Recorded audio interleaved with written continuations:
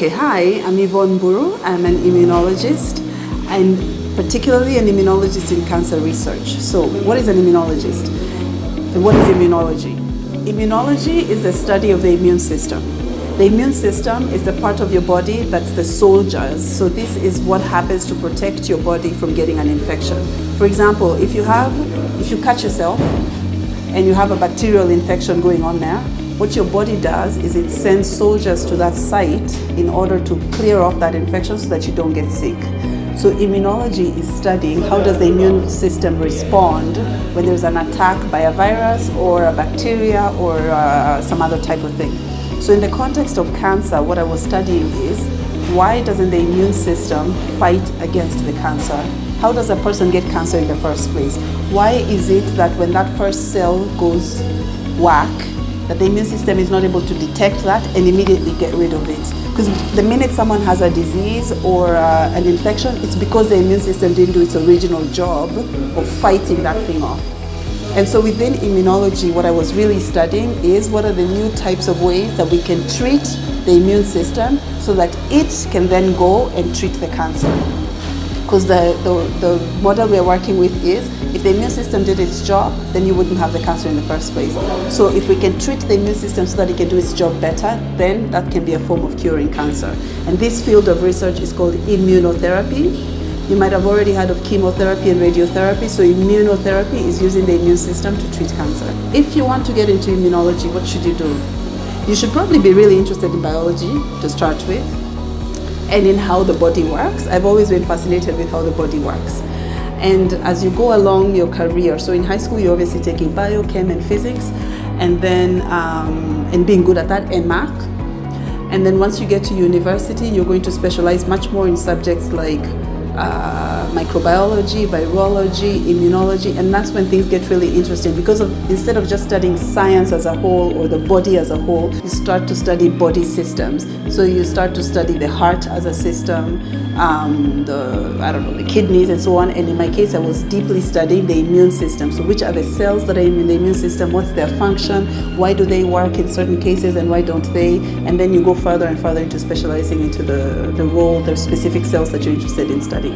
So just to give one last example of the type of cancer research that I was doing, I was researching bladder cancer. So the question we were asking is, when bladder cancer happens, we actually have a treatment for bladder cancer. It's treated by using the vaccine for tuberculosis, which is a very strange way of treating it, but this is how it works. So basically, the vaccine for tuberculosis is a weakened form of the bacteria itself. That's how vaccines work. So what happens is that vaccine gets put into the bladder, and it slightly infects the bladder. And now when the bladder is slightly infected, that's what triggers the immune system that, wait a minute, there's something weird going on in the bladder. And the immune system sends its soldiers to that site, and then the soldiers end up clearing up the bladder cells that are defective.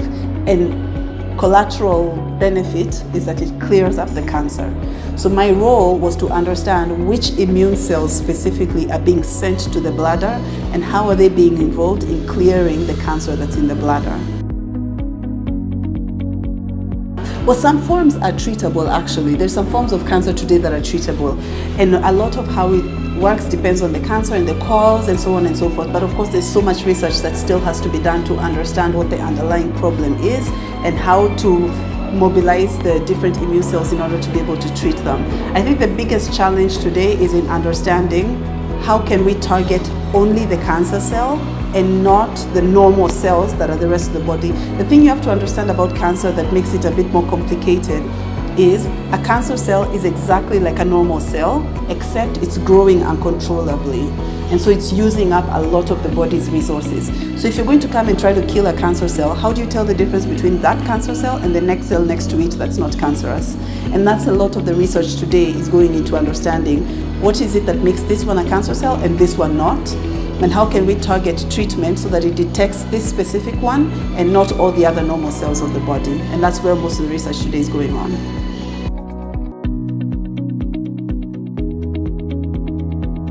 The most exciting areas for cancer research today, not only in immunology, I'm biased obviously, in immunotherapy, is also in there's actually a whole area of biophysics and biochemistry that comes into cancer research. where you're trying to understand targeting. So like I was talking about, how do you tell the difference between this cell that's cancerous and the other one that's not? And there's like, if you're going to use radiation, for example, how do you target specific rays only to these cells and not to the correct ones? So that's like biophysics. In biochemistry, there's questions about chemotherapy. How can you better target the chemo to only the cell and not the other? And then now with technological advancements, there's all sorts of treatments that come in through artificial intelligence, for example. So what we know today is that it's much easier to detect colon cancer when machines do it than when humans do it. And that's because machines have basically been trained to read scans and scans and scans of colon cancer images. And so when you see a new image, a human is not as good at detecting that as a machine is.